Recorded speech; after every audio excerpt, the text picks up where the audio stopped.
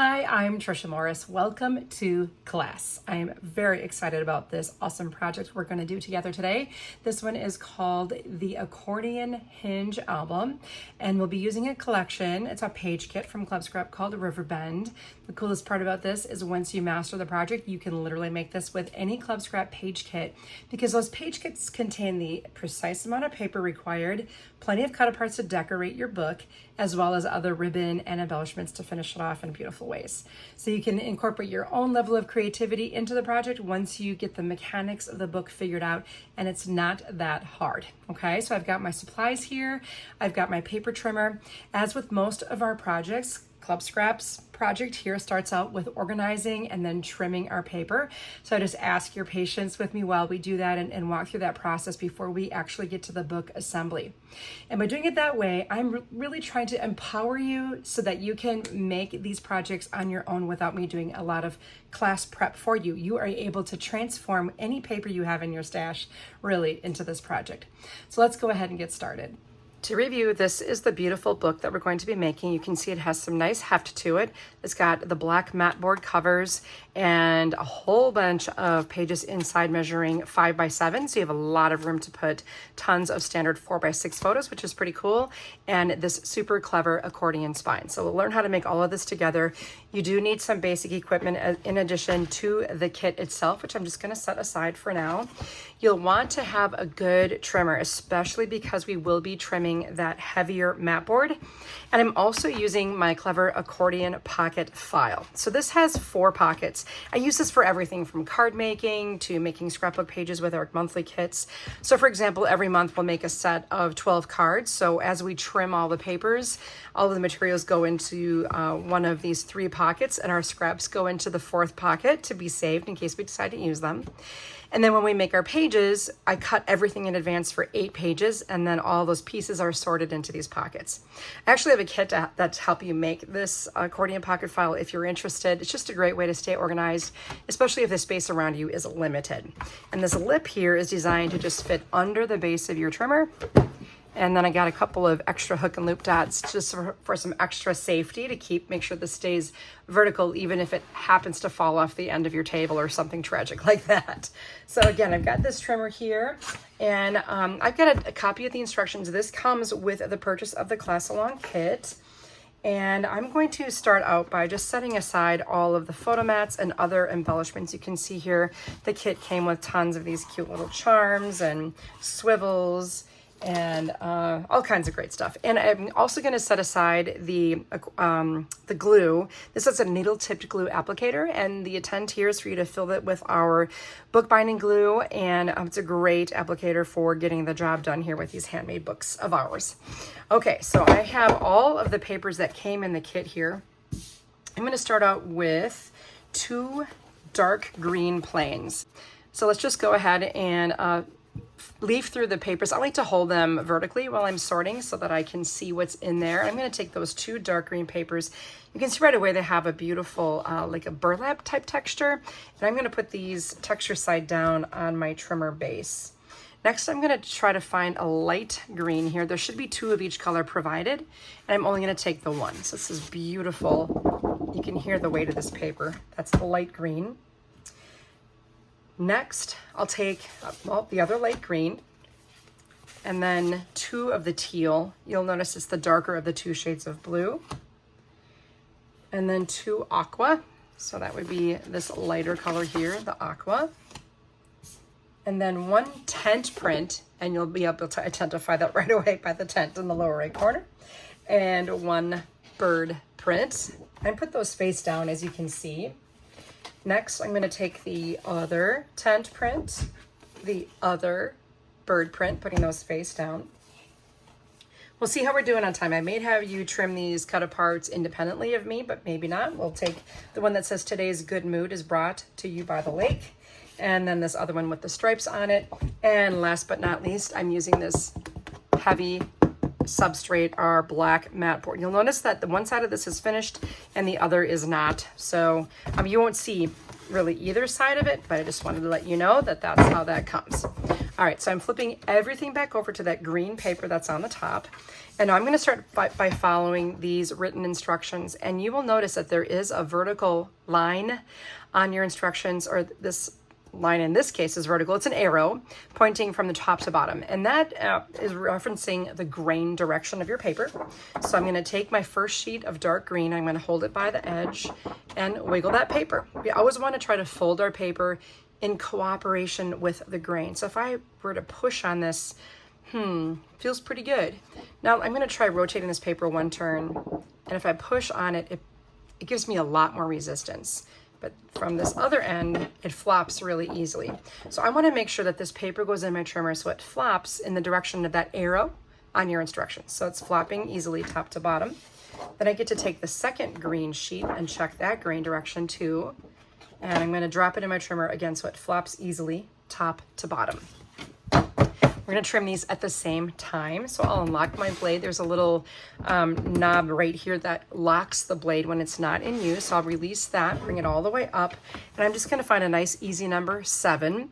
If you're new to the trimmer, just be aware that 7 centimeters is here, 7 inches is here. And we're gonna work with inches for, as long as I can see into the future. All right, so we're gonna put 7 inches here. Make sure you stabilize firmly on this clear bar. If you fail to do that, the paper could move when that blade comes down. Now we're gonna rotate this base paper here so it's horizontal, and we'll trim it at 10 inches. Before I can file this away, I wanna score this paper a little bit later, so I'm just gonna set these papers aside, and then the little piece that fell off the end, we're gonna put that in pocket D. Next, the 2 pieces that fall off the end, these are still 12 inches long, they're 5 by 12. I'm gonna trim this at 9. And these pieces end up being the spine of the book and need to be scored. So I'm gonna set them aside to be scored. And then again, the little rectangles that fell off the end, pocket D.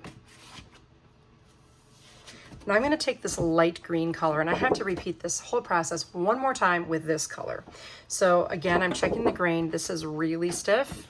This is really bendy, and I want it bending easily from the top of the bottom to the bottom of my trimmer.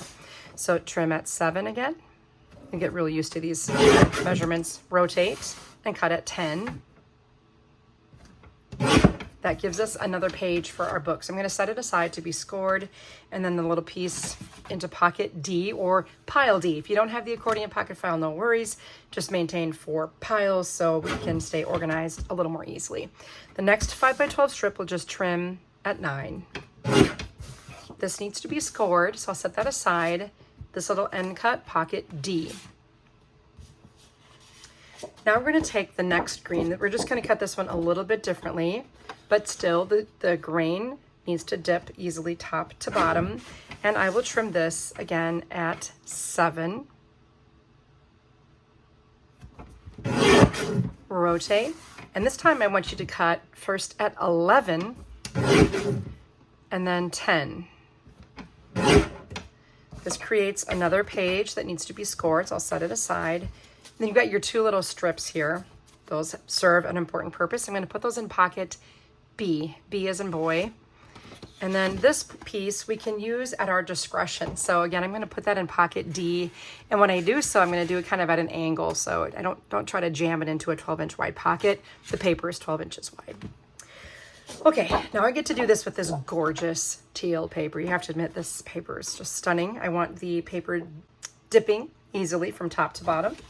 And the same for the second sheet. We're gonna do both of these at the same time, the same way. So these are pretty easy trimming instructions, but we'll again go at 7. Again, making sure you stabilize, especially when you're trimming 2 sheets at a time. And then rotate. And we'll make those little strips. So we'll trim once again at 11 and 10. 2 pieces to be scored. Those get set aside, and this strips here will join their friends in pocket B. This can go D for use at your discretion. And we get to do this now with our aqua. Okay, back again at 7 inches.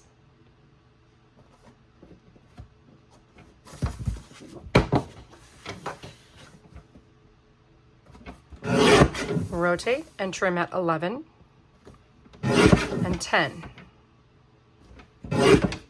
Set aside to be scored.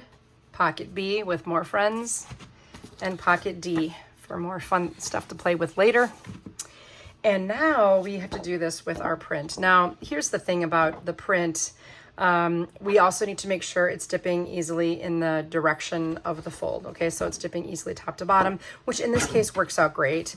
I'm just gonna go ahead and cut this at 7.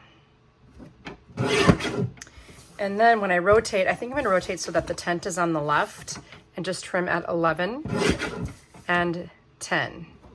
Now the reason I did this is that this is gonna be folded in half to become a page, and that way I don't lose the tent by trimming the paper off this end, okay? So I got this 7 by 10 piece, gets to be a page, and that's gonna be scored. Now I have 2 more little bands here. This I can use later if I want. And then we're gonna check the grain on our print here. I think it wants to go this way.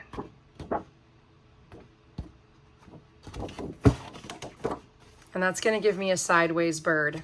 That's okay, maybe we'll do it this way. I'm gonna do it upside down so the bird comes off the end. So I'm gonna trim at 7 with it upside down. Now rotate and trim at 11 and 10. So when this becomes a page, it'll look like that. Perfect, that's fine. I've got 2 little strips to go in pocket B, and then I can use my really cool area of the bird print later on. So sometimes it is just nice to know where you're headed, and that's why I try to label the roll of the piece you're trimming so you can make adjustments according to the artwork on the print. Or you could just, find 2 more sheets of plain paper as well. So now I've got all my pages and my spine kind of still set aside. We have a little bit more trimming to do. We have this other page, and I have it pictured in the instructions. If you are using this particular kit, I'm going to have the top of the print on the right. The tent should be in the lower left corner, and we're going to trim at kind of an odd measurement, 7 1/8. 7 1/8, 1/8. So 7 is right here. 7 1/4 is here. 7 1/8 is in between those 2 numbers. Okay, so I'm going to find 7, and I'm going to go one mark. That medium-sized mark in between 7 and 7 1/4 is 7 1/8. Now rotate, so it's horizontal. The tent will be on your right at this time. We're going to trim at 7 and 5. So what we're doing is taking the middle out of this piece. Let me show you what that looked like. Okay, so this can be the outside back cover, the outside front cover, and then something for pocket D. So let's take this little piece. I'm gonna put it in pocket D. These 2 pieces I'm gonna put in pocket C. This long piece is a leftover piece I can add to D with my other ones. And now I'm gonna take the piece that has the bird on it, and we're gonna put that in the upper left corner. This time we're trimming at 6 3/4. Rotate, and I'm going to cut now at 7 1/4. And 4 3/4. Now I just kind of did the same thing. I took the middle out of the print. The 2 larger pieces we're going to add to pocket C. This will go in D along with the other long strips. We have a lot you can use at your discretion, which is kind of cool. Now with these Cutaparts, we always have you do the final finishing trim on these. That's why we have those little guide marks in the corners. So basically what that means is just remove the paper from the outside edges according to those guide marks. So I line up that mark with the corner of my blade on my trimmer base. And then you just keep rotating until all those corners are taken off. And this one I can look at the number 12 over here. A nice cut, and you'll have these little scraps you can throw away. And now when we start to trim these strips out, I like to do it where the skinniest strip is on the far right. So I'll start at 11, and then 10, 9, 7 1/2, 6, and 3.5. Now you might be thinking, Tricia, this stuff is really huge. These are 12-inch strips. The book is only 5 by 7. What's cool about this is when Jacqueline designs these elements, our amazing designer, Jacqueline Carney, when she designs them, she does it so that they adapt to a smaller size quite readily. So that's all intentional. So you can see we have all these wonderful strips. Notice there's nothing that will be lost if this is trimmed to 7 inches tall, which is probably what you'll do. And then you've got some nice versatility here with these elements. I'm just gonna set these aside. You could put them in the D pocket if you like. Let's take this journaling prompt and put it to the right, and then we'll cut at 8.5 and 4.25. And the planning here was that we have these 2 cute little wooden signs. And if you want to, you can add this artwork to the signs to be used later. If you don't want to use it in your book, you don't have to, but you can. And then here we have a little journaling prompt. Now on the other sheet here, we get to do the same exact thing. So I'm going to place this in my trimmer and once again, remove that outer perimeter according to the guidelines by looking at the edge of my trimming blade here. And that way, you know, these Cutaparts are so handy for helping you finish those, you know, and embellish your pages of this book. And again, even though they are originally designed to make 12-inch pages, it's really going to help you finish up your book in a beautiful way. Once again, getting rid of those scrappies. And now I can trim off the ends here. So make sure your little stripes are on the right, and we'll start at 11.25. And then 10.5, 7.5, 4, and then you rotate. Now notice I'll let those pieces just pile up. That's all on purpose. So now we're going to go horizontally at 10, assuming the river is my happy place, should be on your right. So 10, 8.5, and 6. All right, we'll just stack up these little embellishments, these little tags and things, set them aside. Now here, if you happen to have like a circle cutter or something, otherwise go in at 8.5. You can use scissors or like a die cut of some kind to remove the circles. Set those aside. Make sure Lake Vibes is on your right. We'll trim at 10 and 8. These are designed for you to be able to cut with scissors, and you'll see how I use them. Our designer added a little shadow line to help you cut to make them look kind of like a nice sticker. And then we got some little journaling prompts along with some decorative border strips here. And I'll just add those to my pile of decor, which is all set to go. The last thing we're going to trim together now is the mat board.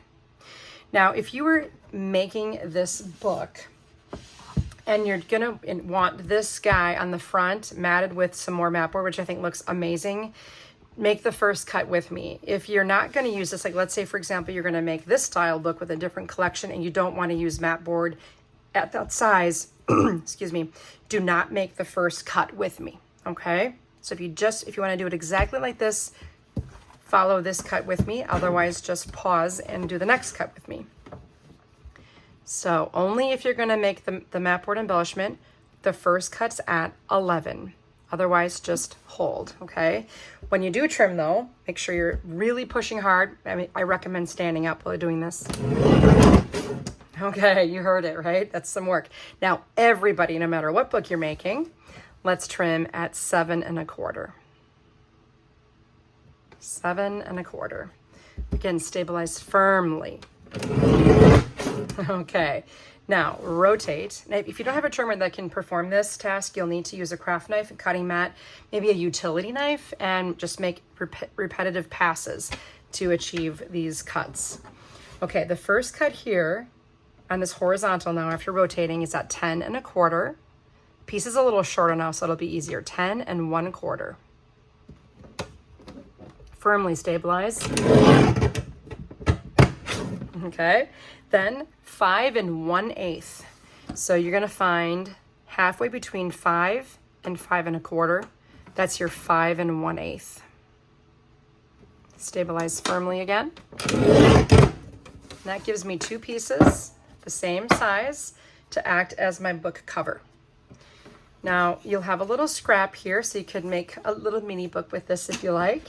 And then this is where I'm going to trim the piece required to mat the River Life cut apart. So again, only if you're making this particular book, otherwise you could use the mat board for something else. I'm going to trim here at 5 1/4. And then that creates another scrap, plus you have this guy. So all these can be set aside. And if I just check my little decorative pile here, I can find my River Life, and you see that it just nests perfectly onto there for a nice, sturdy, cool cover. Okay, I'll set that aside. I think now is a good time to swap out our trimmer for our score pal so we can prep these pages for the book. Always be mindful that your trimmer is holding up your accordion pocket file, so you want to make sure that you support it, especially if it's at the edge of a table or something. Now I'll take my score pal here.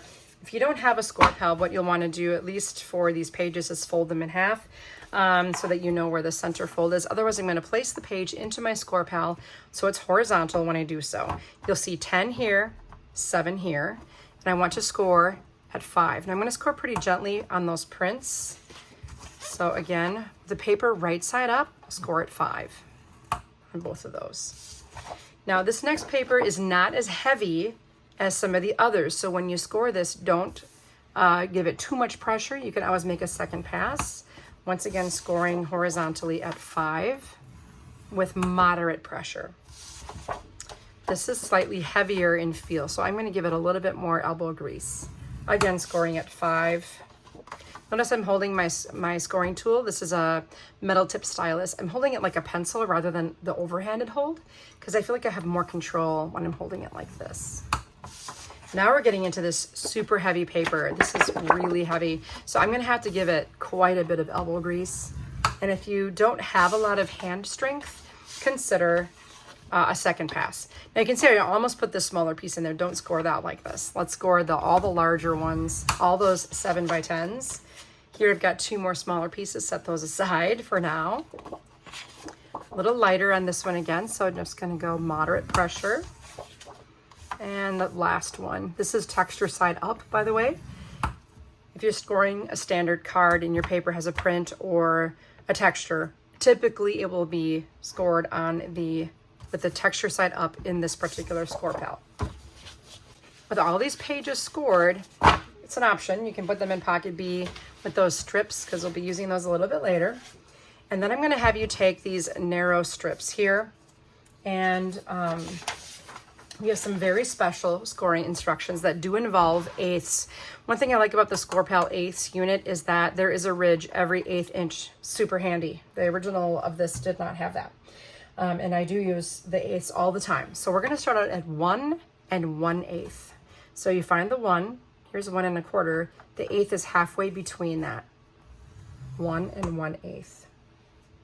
3 3/8 is next. So 3, you just go 1, 2, 3 notches to the right. That's 3 3/8. 5 5/8. So here's 5. 1, 2, 3, 4, 5. That's halfway between 5 1/2 and 5 3/4. And then 7 7/8. I'm just going to tell you it's halfway between 7 3/4 and 8. So now we have these score lines spread across our paper pretty evenly from this perspective. Now I want you to take the paper and flip it so that the bottom goes up to the top. Now if you feel you've got these raised score lines, that's what we want. And we're going to score again at other measurements. So we're going to score at 2 1/4, 4 1/2, and 6 3/4. Now, if you got all those measurements correct, you'll notice that you have just very equal spacing across this piece. Okay, let's repeat that with the second sheet of green. And again, the paper is right side up in my score pal for this phase. We'll start out at 1 1/8, 3 3/8, 5 5/8, 7 7/8. That's kind of fun. Okay, we're flipping bottom to top. 2 1/4, 4 1/2, 6 3/4. Okay, again, we have a row of alternating indentations and ridges that are evenly spaced. Finally, we're going to do that with the last piece, and this is really heavy stuff, so just be aware of that. 1 1/8, add your elbow grease. 3 3/8,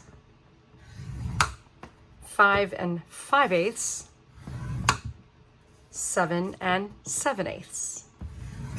Flip bottom to top. The purpose of this flip is to help us later on with an accordion fold. It's going to be awesome. Then we go 2 1/4, 4 1/2, 6 3/4. Now, if you're not getting good indentations and good raised little areas here, consider just making a second pass. This is extremely heavy paper. In this particular kit, if you're not working with this kit, you're going to need to be aware of that heaviness or thickness of the paper as you work. That's the end of the scoring. Now this would go into, let's just say you're doing only the trimming phase. You could put this all in pocket A, and that's everything you need, all organized by step, by category or phase of completion to really help you stay organized now that all the pieces are trimmed. And if you needed to walk away right now, you could. You just put everything maybe in a bag. You can still use your accordion pocket file for other projects, but sometimes it's easy to forget about this project after you've done this prep work. So let's just do this together now. Or maybe you're watching through once. Like I do recommend that too. Like watch the book get made, and then when you go to make it, you will know all the possible pitfalls and everything will work beautifully. We need to make our accordion spine, and we're going to use these 3 pieces to do that. So first rule of thumb here is I want you to fold on every score line and follow the direction the score line gives you. So I'm turning my paper so I can see a bump of my score line. This was a raised surface on this side. And what I want to do is bury that score line inside the fold. And then here is my next bump, so it's going to go the opposite way. And you'll find that this would be called like an accordion fold or a fan fold. And because we did such precise work, you can see this creates just a gorgeous accordion folded piece. If you have a bone folder, you can go ahead and solidify those folds. I like doing it just like in a stack like this. And you can see it gives me a really nice, perfect fan fold. I'm a fan of that. Okay, now here's the bump. So that goes on the inside of the fold. So I always tell people, and you've probably heard me say this before, bury the bump of the score line inside the fold. So if you ever are in doubt, just remember, bury the bump, and then you'll know that the bump goes on the inside. I once had a student tell me they remember it, that they think that the raised score line looks like a little worm, and worms live under the ground. Whatever works for you, okay? So again, even with this really heavy paper, 2 things are working in our favor. Number 1 is we scored this so that we would be folding with the grain, or we trimmed the paper so we'd be with the grain, and we are following the best principles by burying the bumps of those score lines. So instead of just scoring in one way each time, I had you do half the scores with the paper facing this way and the other half the other way. And that's what produces this gorgeous, perfect fan folded accordion. Okay, now what we need to do is create a really long piece of paper. And I want the green in the middle the light green in the middle and then the dark green on the outside. So what I'm going to do is position this dark green so that a free edge is facing up, and then this would be called like a valley fold, right?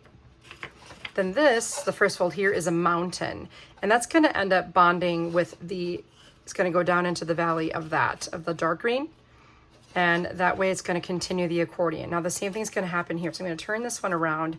In my case, this is the smooth side facing up, and then that's going to nest together like this to make one long piece, okay? An easy way to adhere these end to end, again, is with that bookbinding glue in the needle tip applicator. That's how I'm gonna do it.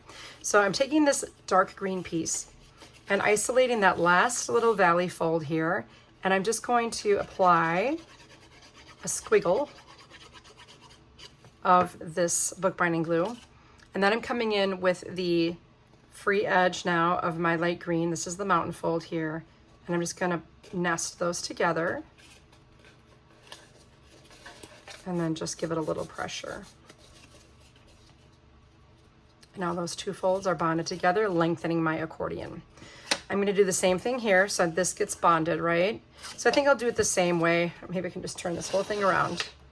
So it's the same motion. I'm going to isolate and apply glue to this, the end of my green, dark green with the free edge. Here's my valley. Now here's my first mountain fold on the light green.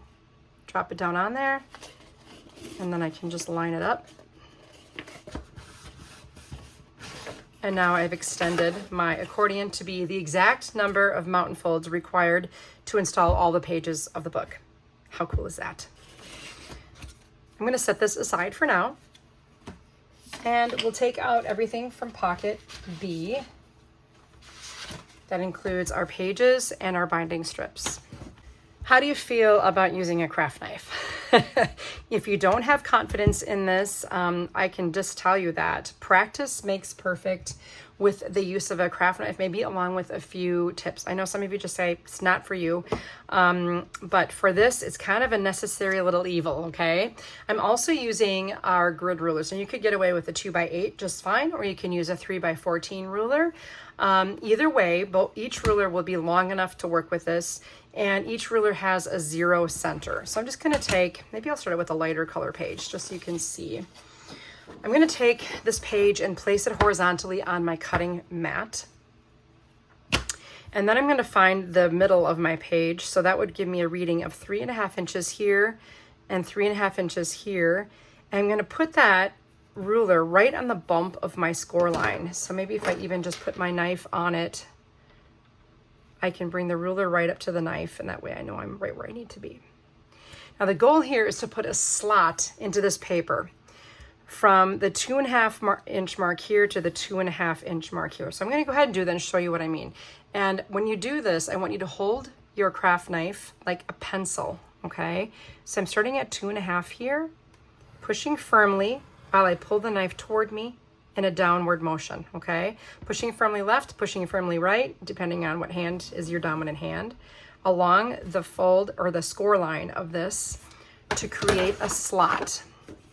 Now this slot is 5 inches long in the center of this page, leaving an inch up here and an inch down here. And then when you fold that page, you've got that little slot in there. That's what's gonna help hold this book together. Now let me show you another way you can do this. I'm gonna take the next page, and instead of, let's just say, another way I can use, I have a grid on my cutting mat too. I can line this up with the grid. If you don't feel comfortable with finding the center, you could start your ruler at the 1 inch mark up here and just cut from the 1st inch to the 6th inch. So inch number 1 down to inch number 6.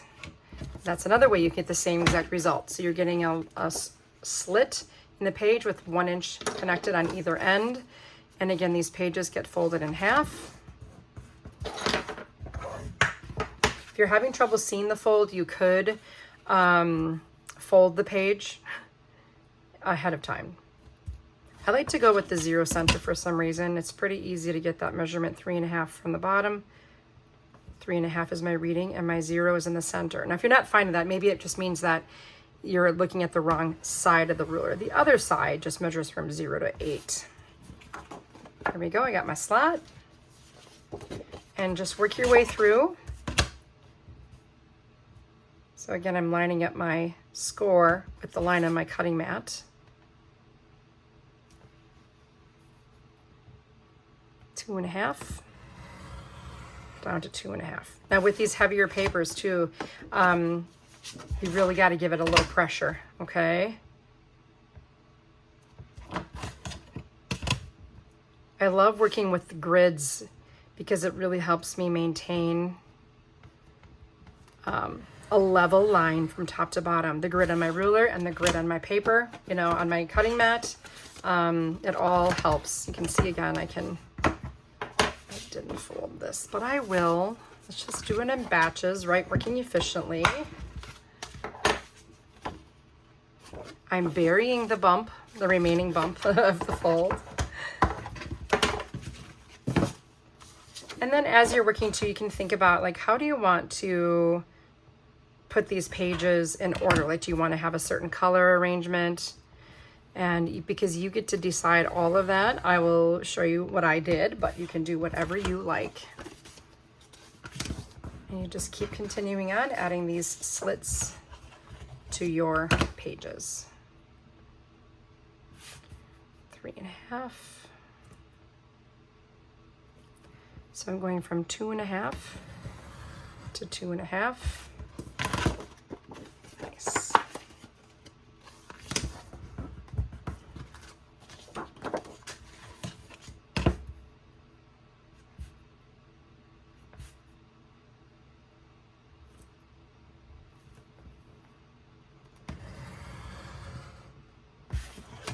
I've done many iterations of this book. I have another one that makes a smaller little accordion book, but I really love these larger sizes, and I love the mat board cover and what it adds to this. It gives it a little bit more strength and stability. It just feels so nice in the hand. I think you're gonna love that mat board, and the fact that you can trim something that heavy with that trimmer that I use, I think is gonna really be a nice material to work with.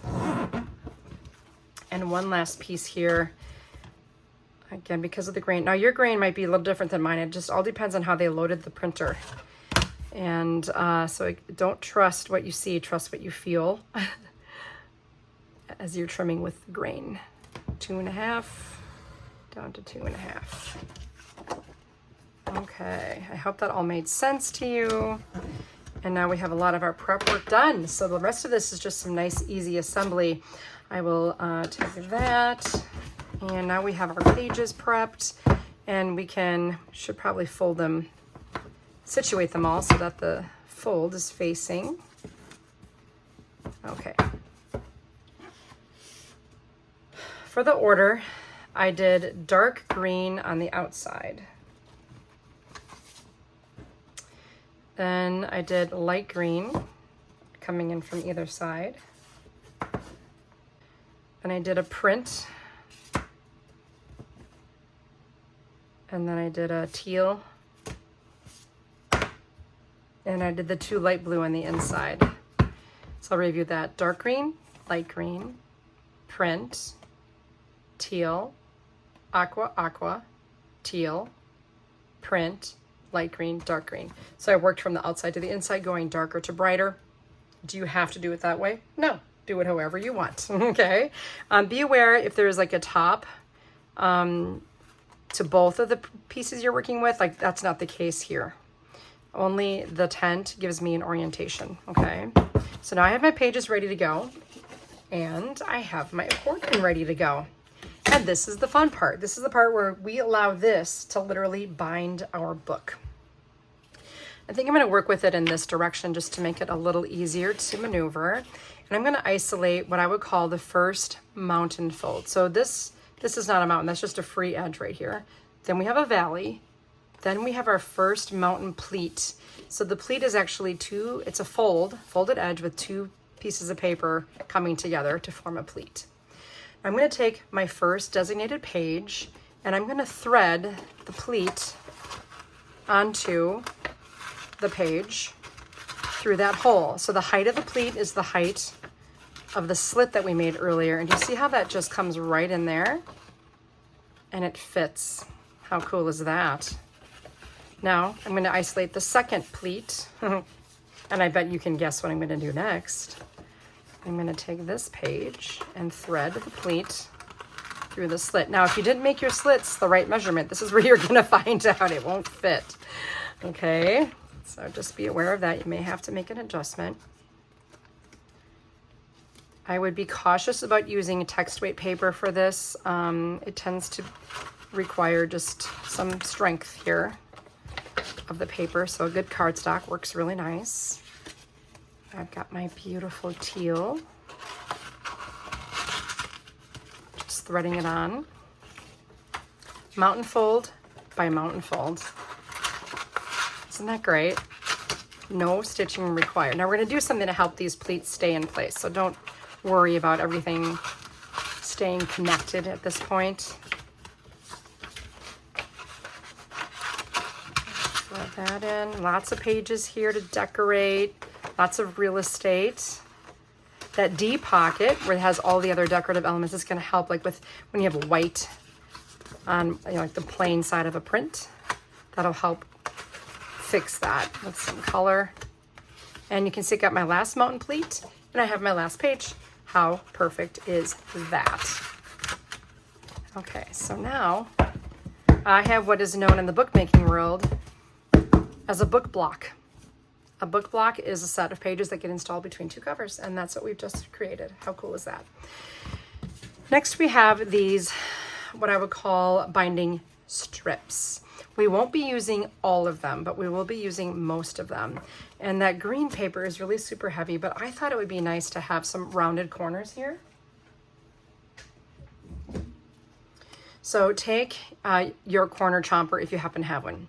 If you don't, you can use just your regular corner rounder. I like to use the 1/2" setting on these, but again, you could use just a standard corner punch if you happen to have one. Now I'm gonna do 2 at a time here. And I'm just adding that rounded edge on one short end on each side.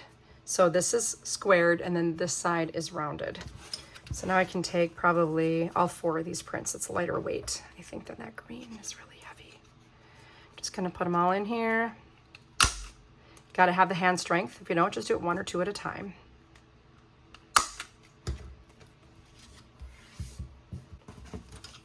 I'll do all of these. Aqua.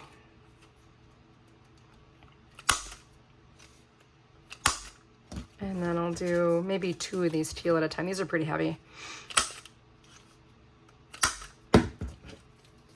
I love my little corner chopper. Okay, so now I have all of these color choices, and it doesn't really matter what you use to bind these papers into the book. I'm just gonna start, and I like to use contrasting colors. So let's just say I'm gonna go with this aqua, and I'm gonna open to the very first page, which is that dark green, and I'm gonna thread that rounded end into the pleat until it comes out to the other side, and then you have this look going on. So this is the binding strip that holds the pleat and the page onto the pleat. Isn't that cool? Now I'm gonna go to the back of the book, and I'm gonna take another aqua and install that there. And away it goes. Now, if you're having trouble getting that threaded in, you could always shave a little off the straight edge with your trimmer. I've had it happen with other papers. It just kind of depends on the accuracy of your trimming and, you know, all kinds of factors.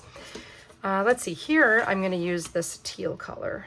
And if you want it to blend more, you know, you could do that. Make sure it's threaded all the way on, and look at how it just slides right in. I'm going to go to the other light green page and then use the teal once again. It's so much fun. I love this structure.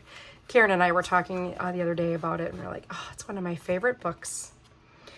Now we are at the print here. Maybe I'll use aqua again, since I know I have 2 aqua pages to fill in the middle. I want to make sure I have other colors available for that. And there we go.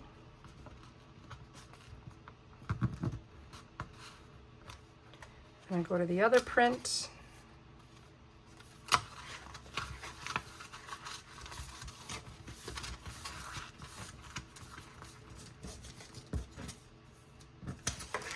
And I'll use the other remaining aqua.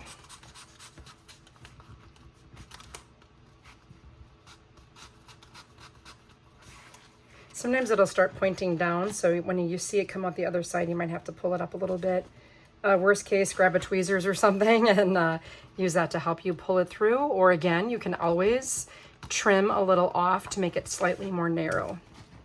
And you'll find that the juncture points too, of where you nested those 2 accordion pieces, can also be a little bit tough. There, I got it. Okay. Here we have the teal, so I'm going to use the light green. This is heavy, a little more bulky. Find the other teal, the other light green.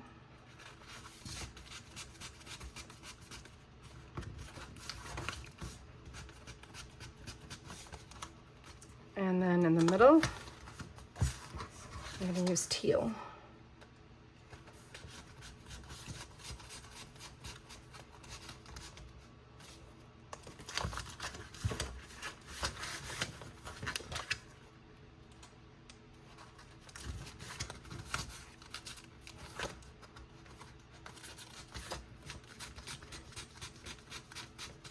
Now, a word about finishing these. I had a girlfriend who made a whole bunch of these books.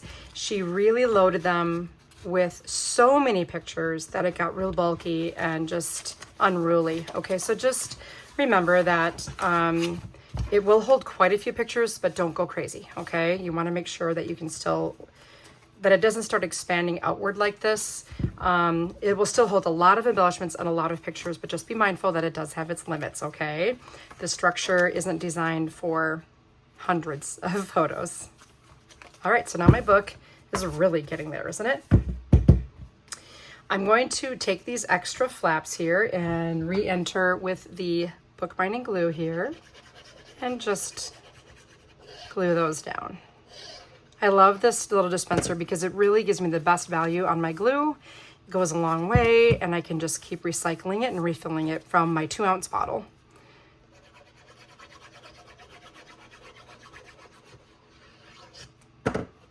So that's just tacking that down from each side.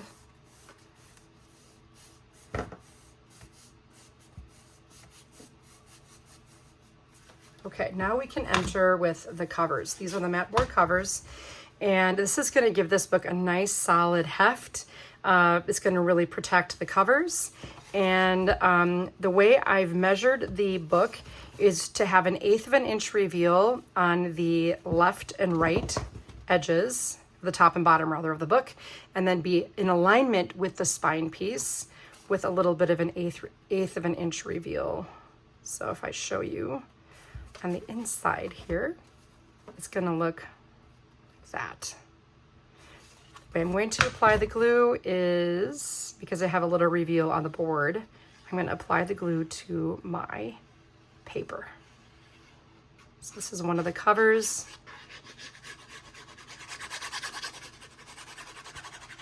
If you wanted to, you could use a brush, but it's really not absolutely necessary.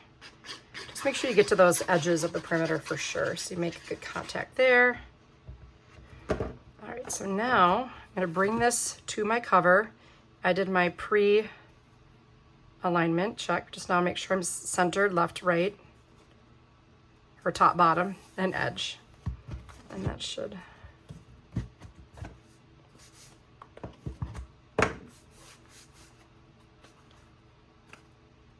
This mat board has a right side and a wrong side. I see I used the wrong side on the outside. Doesn't matter because we're going to cover it anyway. Okay, so once again, now I'm flipping over to the back, and I'll add my bookbinding glue to this.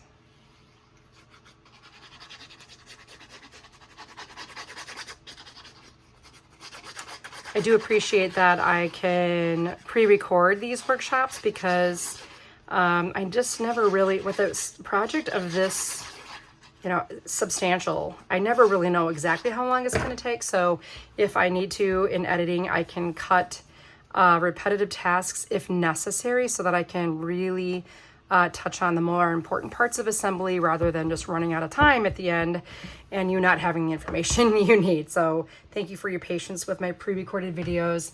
I like to make sure they're nice and professional and can be used well into the future without, you know, a lot of the, I love the live interaction too, and I get to do that when we're just chatting in the messages, but yet future viewers don't have to deal with the, you know, the chat that's happening, right? Okay, so now my book has covers. How cool is that? And pages. This would be a great time to check any page that has a right side or a wrong side, because now we're about to assign the front of the book. If it didn't have a print in here, it wouldn't matter. We could just have it any old way, but the print gives it its direction. I'm going to reach into the C pocket and pull out those panels that we created earlier. And I'm going to put the area of the print that has the landscape and the trees on it on my front cover. And once again, I will use my bookbinding glue. And this is just going to give it a really nice, sturdy adhesion. And if you've ever wanted to undo something you've used bookbinding glue on, you'll know it's not really possible. So once this is on and it cures, you're golden forever. Okay, so there's my front cover. And the reason I didn't use the tent, which you could, I used that on the back cover because I'm going to cover the front cover with that other embellishment here. So tent goes on the back. I'll quick add my glue to this. Get that perimeter. It's pretty much how I always do it. And then I do some little squiggles, a few columns of those, and making sure I maintain right side up here. This is where it really gets assigned. So nice. Beautiful. Okay, then we have the bird. And if we want, I have this all trimmed out here. You'll notice these pages are kind of funny. You have to kind of teach them what they're going to do. I'll add my inside cover. Now this you could use your just regular ATG, and I always say ATG, but adhesive transfer gun tape. I can tell I need to reload my glue here, which I do go through a lot of it because I use it on everything. Also works great for, applying embellishments like metal to paper, wood to paper, paper to paper, obviously. I've been using this glue formula for more than 20 years. Okay, so this is my back cover. And again, it doesn't have to be, but I'm choosing it to have a nice double thickness of paper on these covers. Center that on there, and you'll know all that math has been done for you so that if you trim to my dimensions, that everything fits perfectly. Oh yeah, and these were extra, didn't need those. Okay, then I'm going to show you how to make this fun little embellishment of ribbon on here. I love this little step. Once again, using the bookbinding glue, I will center this on the mat board that we trimmed. And that's just more of a kit specific task. Beautiful. Okay, here's a little trick. For this, you'll want to have some cellophane tape, some ribbon. I'm going to choose this beautiful green that came in the kit. Trim a length that's a little wider than the piece itself times 2. So 2 lengths the same. I'm going to show you my little trick here. Ribbon does have a grain, so you'll notice that, like even on this longer piece, do you see how it flares outward? But if I do this way, it goes inward, kind of like a bob. That's what we want with these pieces when we do this little step. So I'm just going to check my grain, make sure that it wants to be folded in this direction. And then I'm going to just link these 2 pieces together like a chain link, and then give it a tug. And then I'm going to line up the center of that tugged knot, kind of just above the sentiment here, river life, because beaches be salty. I love it. Okay, so then I'm just going to center that knot and flip it over. And because I keep my tape in a dispenser, my one hand is occupied with securing the ribbon. I'm just going to flip this around here. Oh, that looks so good. And then my other hand can dispense the tape.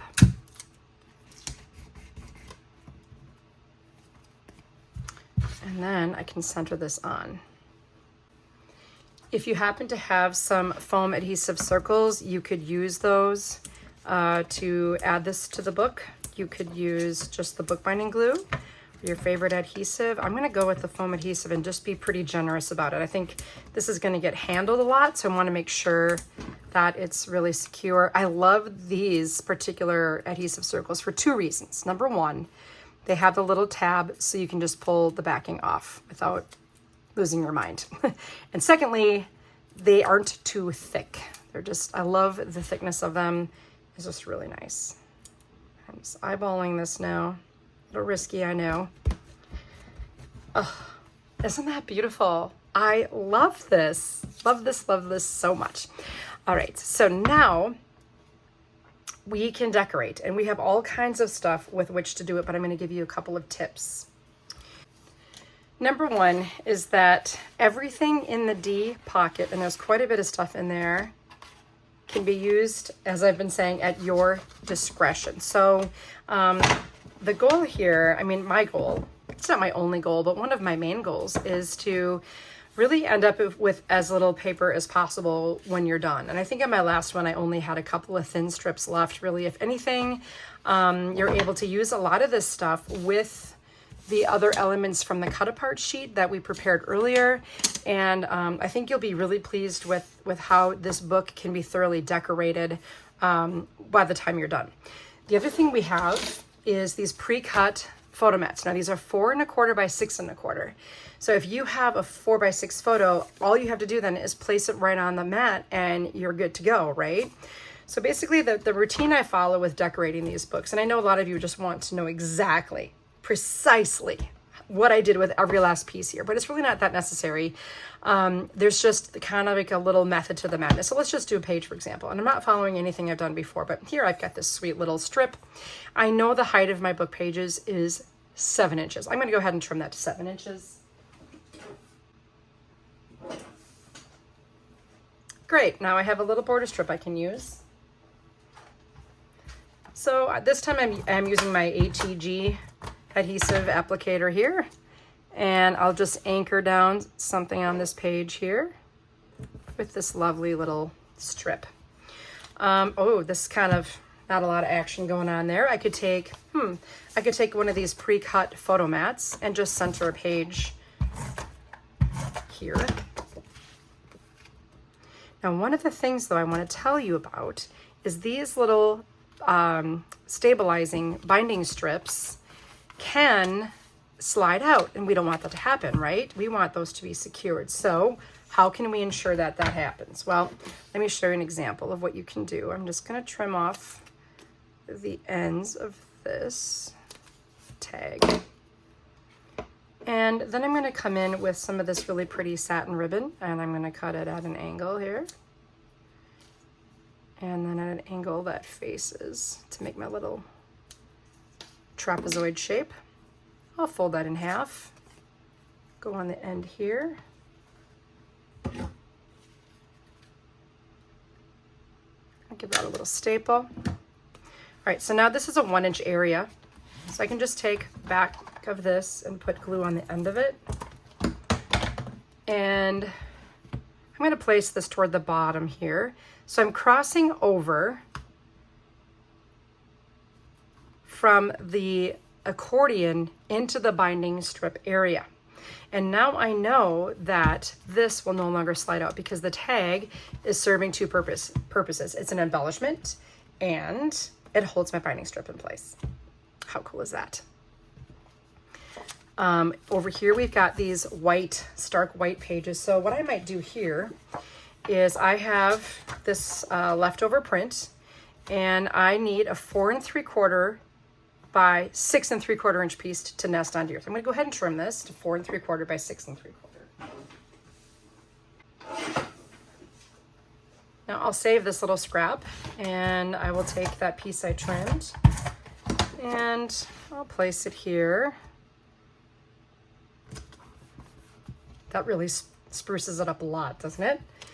And oh, here, this could use some brightening. So I think I'll take a photo mat and I'll just place it on this teal page here.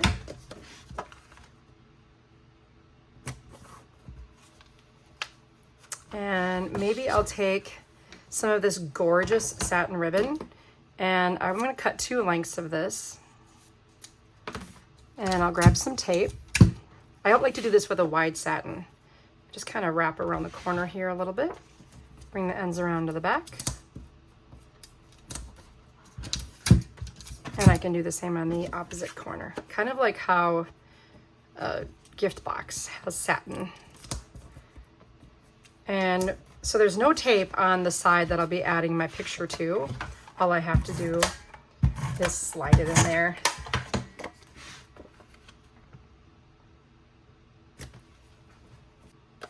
In this case, I might want to add a little something here. I like that, so I will put some adhesive on the edge of this piece and make sure that it lands between the binding strip and the accordion piece. And you'll just go through the entire book like this, adding more where needed. So here I can again take another piece and trim that to 4 3/4 by 6 3/4 and use that to decorate the inside of the printed page. If you didn't want to use a white, printed page with a white side, you could just use another pair of plain cardstock. So much that can be done through all of this. I also love these little fishies. So there's a little silhouette around each fish. So all you need to do is take your detail scissors and cut around that perimeter. It only takes a few moments.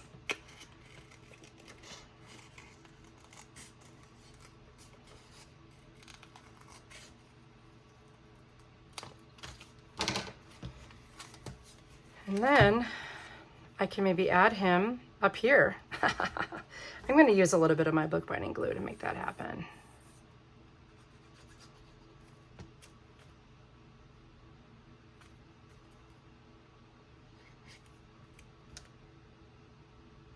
Makes him look like he's jumping. I love that. So much fun. And then we also have all these other sentiments. So my favorite childhood memory is having energy. Maybe I got a lot going on with this page already, so maybe I'll add that to this one. There's a lot of fun happening. Oh, right there will be really nice. We'll actually nest this onto a photo mat. It'll fit perfectly. And I can add that here.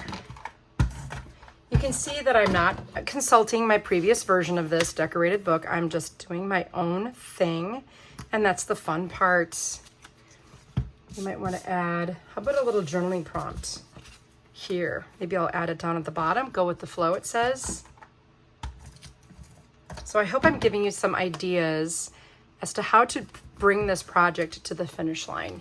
You don't need to, fret about having every last little surface decorated, but it is nice to have this ready to go for your pictures.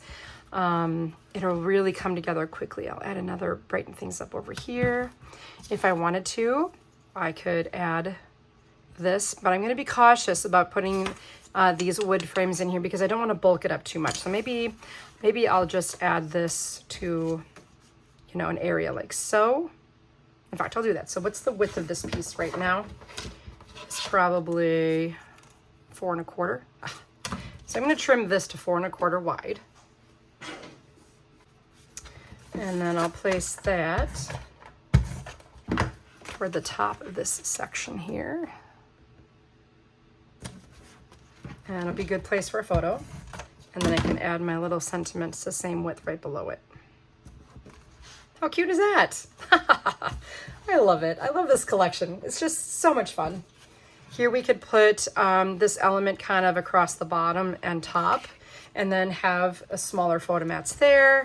Again, you can incorporate all these cute little charms and fishing swivels, however you wish. You have more fish to put in your pop-ups. That'll be adorable. And then your book will be done. Let's take a look at the finished one where I used the majority of the materials that came in the page kit to finish it. So I'll just give you a quick little tour. And you'll notice right away it's different from the one that I made with you, just following the same kind of principles though. So I've got some nested pieces here. I will admit that this was my prototype, so I still have some differences you might find between the two. Oh, I love how this turned out. So remember how I said that our Cutaparts adapt to smaller sizes. So this, I trimmed it out, matted it, and added my little pop-up fish along with a journaling prompt. Love that page, probably one of my favorites in the book. Life is good with another fish, so I could trim that easily to the 7 inches I needed for the height. Some photo mats that rest along the spine instead of just a sentiment or something.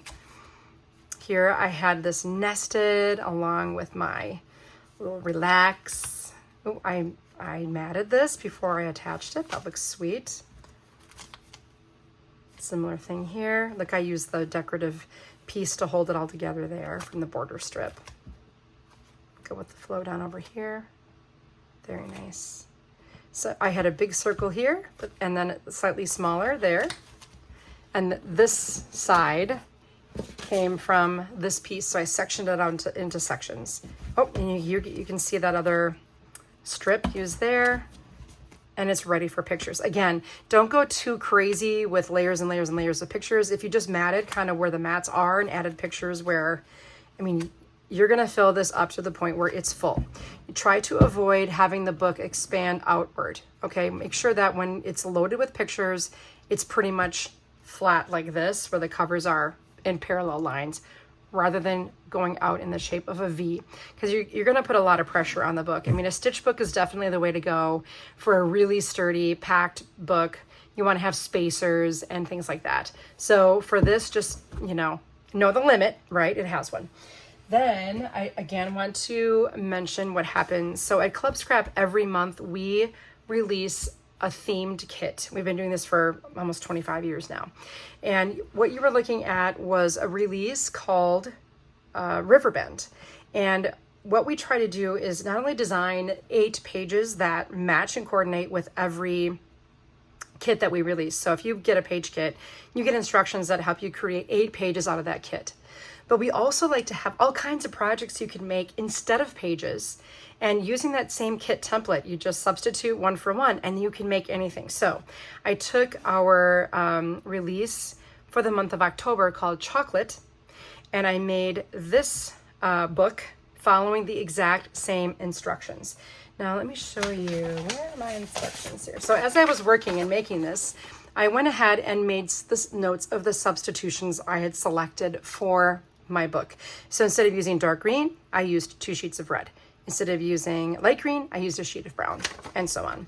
So here is that chocolate book, and I think this would be really fun for like a trip to Europe, which I actually just got back from a trip. And, I took a lot of food pictures, a lot of dessert pictures, and I think this would be a super fun book for something like that. It also would be, it kind of has a little bit of a romantic, Parisian feel. So maybe it could be a fun book for an engagement party, or a book that you have people sign, or if you have pictures of all your guests. It just has a lot of neat potential here. And I'm really proud of how that book turned out as well. So we always try to make sure you have room for journaling and your memories and thoughts too, which those little pockets, aren't those adorable? We even have these little wooden picks. They're about this long, and for the front cover, I just took my serrated scissors and cut it to be a little bit shorter so it wouldn't interfere with anything. But I thought those little pockets were adorable. Those too were embellishments in the kit. It also comes with ribbon and everything else you could possibly want. So that's really a fun version of this book called the Accordion Hinge album. Well, I really hope you enjoyed this project and learning how to make this unique and easy book structure. Again, if you master the skill of using a craft knife, and maybe a little measuring too, that always helps, you will be able to make that beautiful spine and crank out these books, especially in time for the holidays. If you've got your kids have some teachers, or maybe you have a friend or someone hosting a holiday party that you could walk in and give this to them as a gift, I think it would be treasured beyond words.